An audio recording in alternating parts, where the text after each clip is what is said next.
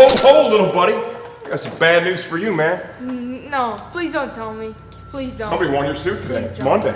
But, dude, I've been wearing this thing for 4 days straight. You wanna know the last time I took a shower? It was Thursday when we filmed the video. Oof. I wonder what that smell was today. Now I know. It's you.